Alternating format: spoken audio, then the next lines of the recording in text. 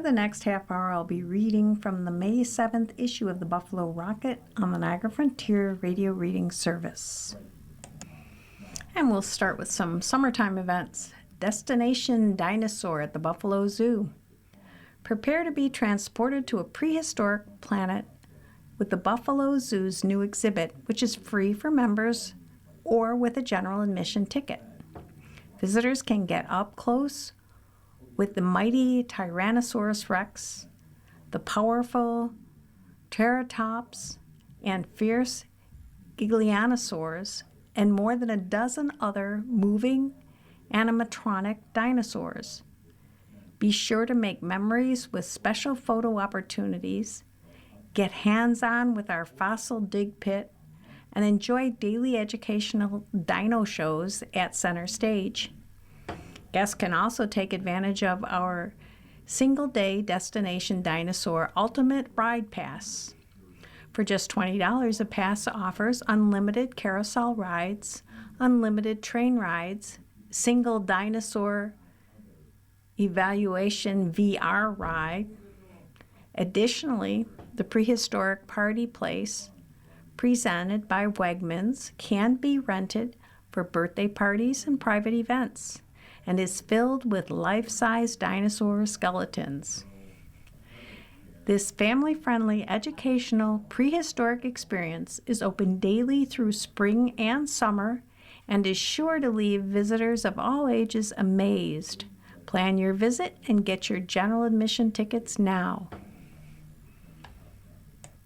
Also, under the subject of summertime entertainment, Shakespeare in Delaware Park prepares for its 51st season of free outdoor theater. Shakespeare in Delaware Park is preparing to kick off its 51st season of free outdoor theater, continuing a tradition Buffalo audiences have come to look forward to each summer. The 2026 season will feature two main stage productions, Pericles, Prince of Tyre, and The Taming of the Shrew, along with a touring production, Fools and Foes, which will travel to venues throughout Western New York. Pericles, Prince of Tyre, runs June 18th through July 12th, followed by The Taming of the Shrew, July 23rd through August 16th. Performances take place Tuesday through Sunday at 7 p.m. on the Saul Elkin stage in Delaware Park. Pericles opens the season with a sweeping story of adventure, loss, and reunion. It marks the first time the Bard's epic journey will be produced by SDP. Later in the summer, The Taming of the Shrew brings its signature wit and larger-than-life characters to the stage in one of Shakespeare's most well-known comedies. Shakespeare in Delaware Park's touring show, Fools and Foes, will be on the road throughout the summer, bringing a fast-paced, family-friendly take on Shakespeare's most notorious clowns and villains. Dates and locations can be found at shakespeareindelawarepark.org. All performances are free and open to the public, said Lisa Ludwig, Executive Director. As we head into our 51st season, we're excited to continue this tradition and welcome both longtime audience members and those joining us for the first time. For more information, visit shakespeareindelawarepark.org. And next up, we have Sports by Bill Snyder. Play ball. Just before noon on Saturday, they gathered behind the Cornelius Building on Saranac Avenue. Over 1,000 boys and girls, all dressed in new uniform jerseys and caps, ready to play. It was the 69th opening day of North Buffalo Baseball Softball League, and in spite of 40-degree temperatures, it hadn't rained overnight, and it was time to celebrate another season. At 11:30 a.m., Buffalo Mayor Sean Ryan met League President John Hornan to help lead a tremendous turnout by players ready to walk the 1-mile route to Shoshone Park, east up Hurdle Avenue, to throw out the first pitch and sing the national anthem. Paul Reister of North Buffalo was there too, right up in front, driving his 1928 Ford Model A car, packed with 4 grandchildren, all players in the North Buffalo League, Cormac Beecher, as well as Charlie, Alyssa, and Julia Collins. Reister has owned the Model A for a number of years and couldn't wait to have his son-in-law, Patrick, and the kids ride in an antique car built in Buffalo. The traffic division from the Buffalo Police Department guided everyone safely over the east-west corridor, as well as Engine 38 of the Buffalo Fire Department, for a parade that stretched over several blocks behind. Residents and shoppers had gathered on both sides of Hurdle Avenue to witness and cheer on the youthful faces passing by. Infants and toddlers and strollers watched in wonder of the excitement in the air that starts the spring season in North Buffalo. "I can't talk right now," said the manager of Spot Coffee as she tried to keep up with orders for the lattes or pastry from a long line at her counter. The parade passed familiar places in North Buffalo, like the North Park Theater and Bertha's Diner, Daisy's Dug House, and Grandma Mora's, North Park Florist, and Bob and John's. Boys and girls all walk with their coaches over the intersection of Parkside and Sterren. Once at Shoshone Park, everyone entered the new Thomas Smith Athletic Center, where the ceremony would continue away from the cool breezes outside. League President Hornung welcomed over a microphone on the green turf of an almost full-capacity Delaware district. Councilman Joel Ferlato was on hand. He spoke fondly of North Buffalo baseball, softball, and expressed his gratitude to all the volunteers who run this league and the work they put in to make sure all boys and girls can play every year. He told of his early year as one of these players who got their start playing in Shoshone with his brother. Now married with 2 kids, he looks forward to watching his sons play in this great league. "This is baseball at its best," said the Mayor Sean Ryan afterwards. "This is a sport we all grew up and learned when we were young. It's a part of Americana that just won't die. I wish all of them a good season of joy and happiness and wins." Next, Claire Benedict and Charlotte Cross, 2 students from the City Honors High School Choir, took the microphone and blended a beautiful version of our national anthem. The 2 dignitaries from City Hall then grabbed a baseball and stepped to the mound to throw a first pitch to a young catcher behind home plate.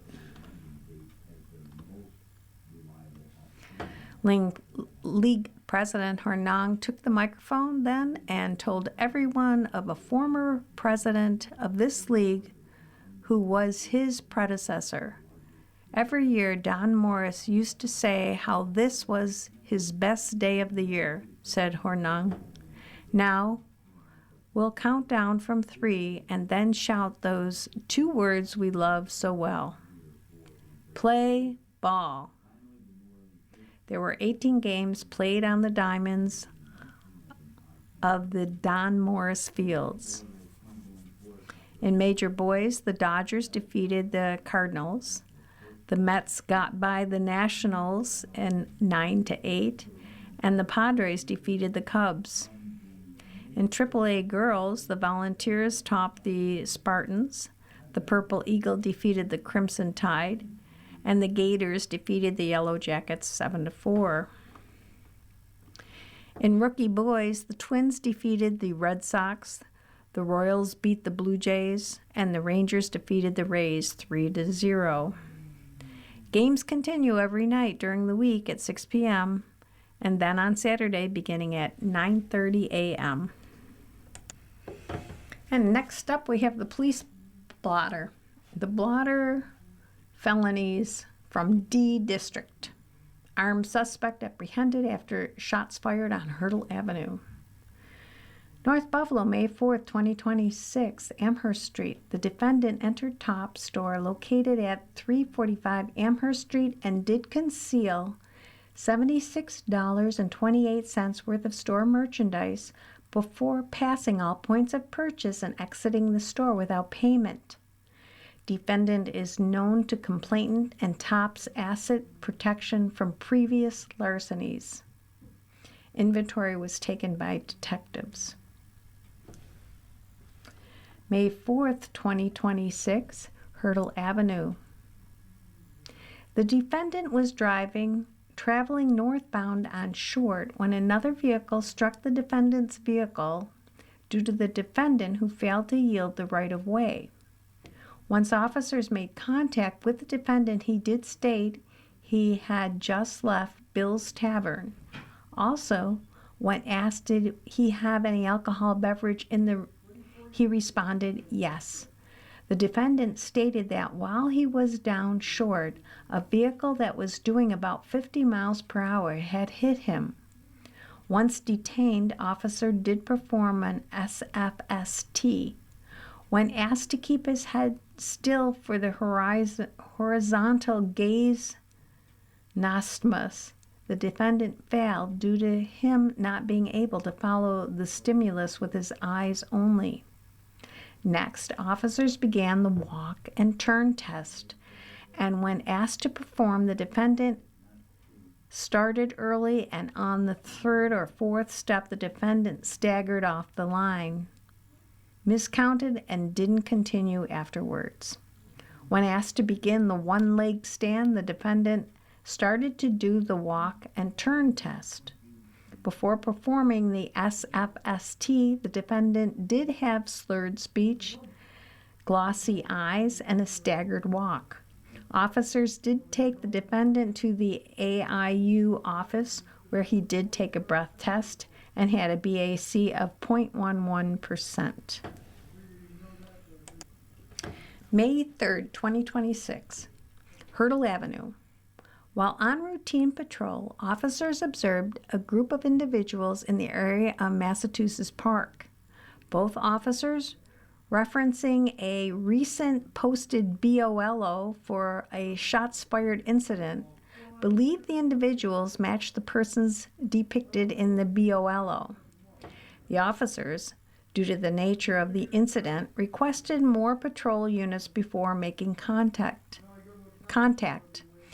As more marked patrols arrived in the area, the four individuals illegally crossed the street diagonally near 35 Winter Street, at which time officers initiated a stop.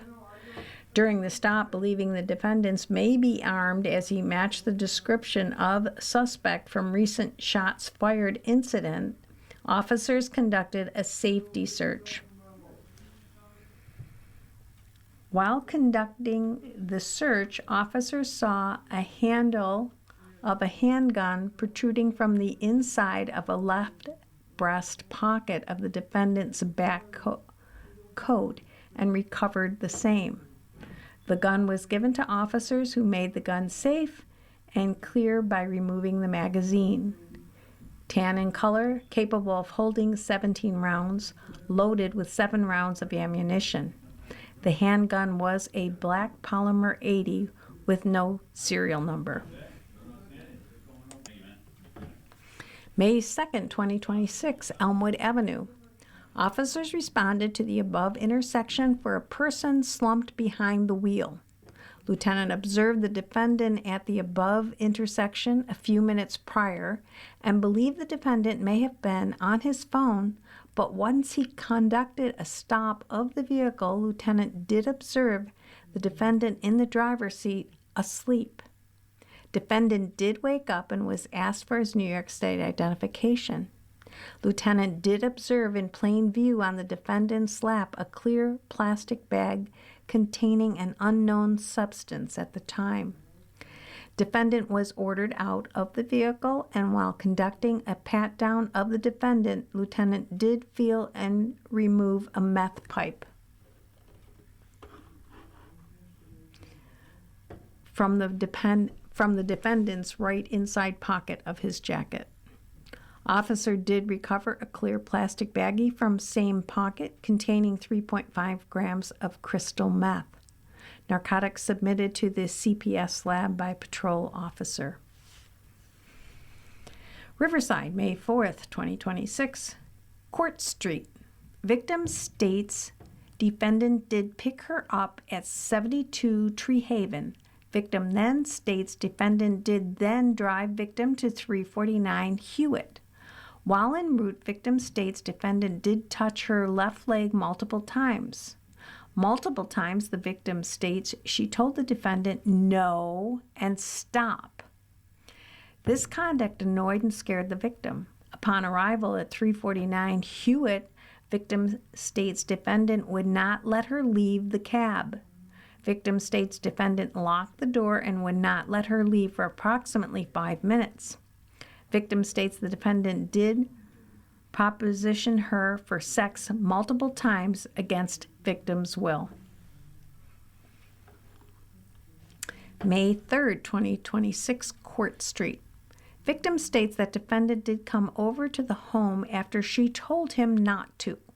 Once he arrived, the victim let the defendant in, and he did then strike the victim in the face multiple times and did grab her by the throat with his hands. Defendant did cause the victim's mouth to be bloody and did possibly break her nose.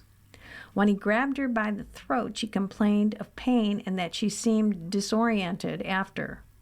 Victim does have a stay-away order of protection. Said order does include the victim and their 2 children as protected properties. The described incident did take place in front of the 2 children, and the victim was transported to ECMC via AMR.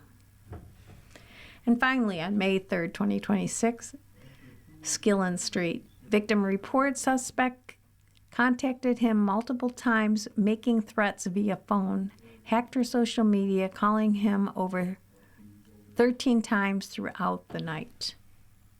And that's the end of the police blotter. You've been listening to a reading of articles and features from the Buffalo Rocket on the Niagara Frontier Radio Reading Service. And next we have the column Seniority. I'm still working. Why didn't I get higher Social Security benefits? Ask Rusty. Dear Rusty, I began collecting benefits at age 72 and I'm now 78. Since that time, I have continued to work and have contributed over $40,000 to Social Security over the last 6 years. At the time of my retirement, I was informed that the Social Security Administration would review my contributions annually and replace lower earning years from my 35-year record with my current higher earning years.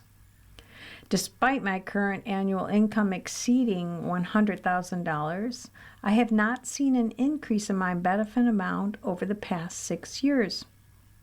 I recently met with the SSA representative who confirmed that my benefits are being reviewed annually, but did not provide specific details or evidence of these adjustments. Could you please advise me on how to formally verify that my benefits are being accurately reviewed and updated to reflect my continued contributions? Signed, Collecting and Still Working. Dear Collecting, for information, your contributions from FICA payroll taxes to Social Security over the last 6 years are not what determines if you get an increase to your monthly SS benefits. Although you contribute to SS since you started receiving Social Security benefits, those contributions do not affect your monthly SS benefit. Your monthly SS benefit is based only on the highest inflation-adjusted 35 years of earnings over your lifetime. And for your monthly benefit to change, your current earnings each year would need to replace at least one of those 35 historically inflated adjusted year earnings. We regularly hear from those who do benefit from SSA's regular review of work earnings after they start receiving monthly Social Security benefits, and our advisory staff includes 2 individuals with a combined 70 years of service with the Social Security Administration. Thus, we are comfortable saying that SSA does in fact review your earnings annually to see if your monthly SS payment should be higher.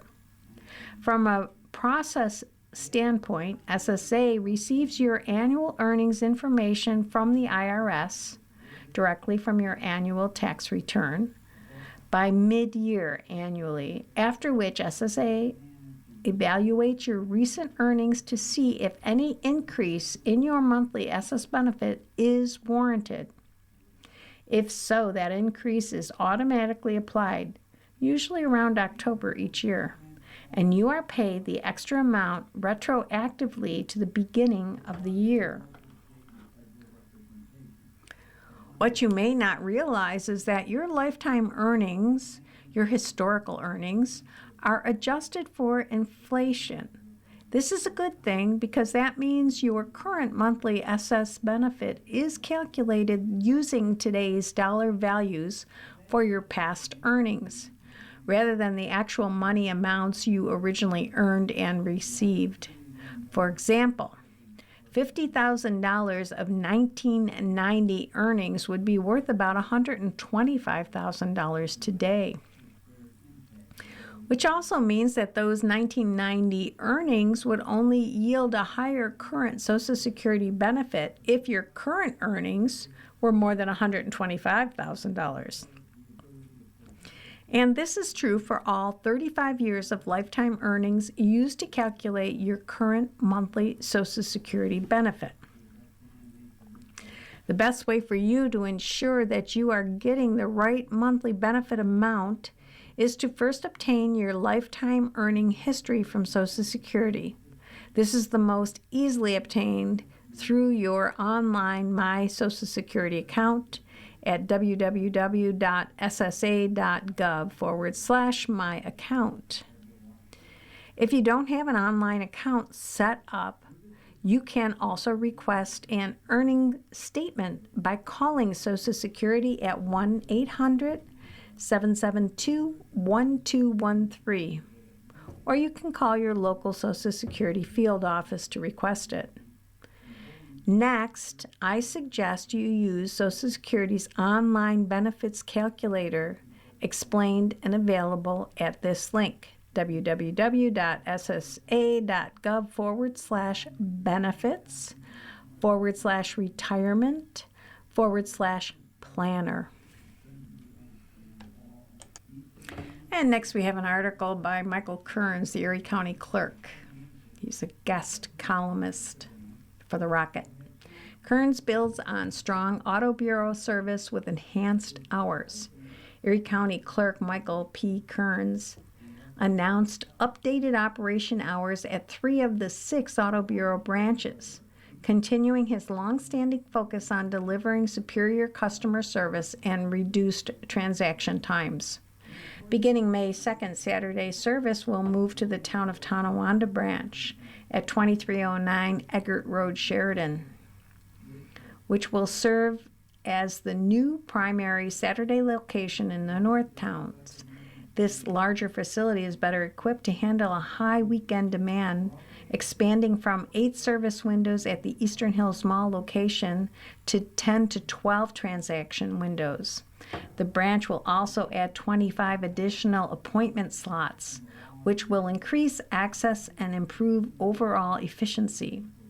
Saturday hours at the branch will be 8 a.m. to 2 p.m., while weekday hours remain 9 a.m. to 5.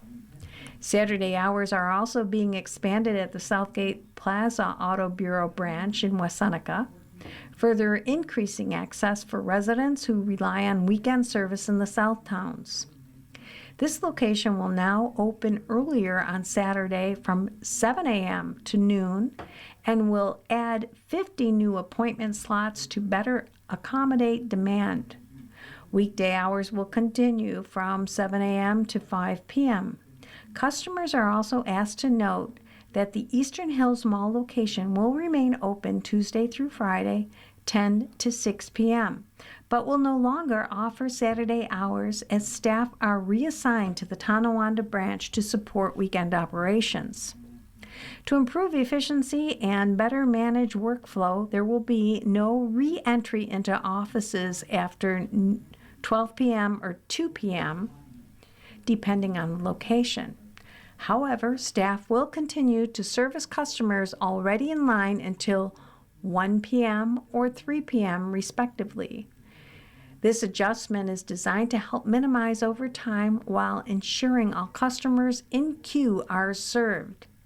These updates are part of our ongoing commitment to providing the highest level of customer service, said Erie County Clerk Mickey Kearns.